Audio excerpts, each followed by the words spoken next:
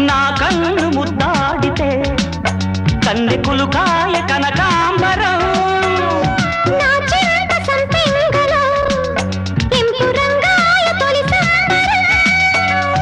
ఎన్ని పొంగులో కుమారి కొంగులు ఎన్ని పొంగులో కుమారి కొంగులు ఉద్యోగమిప్పించవా సోకు ఉద్యానవనమాలిగా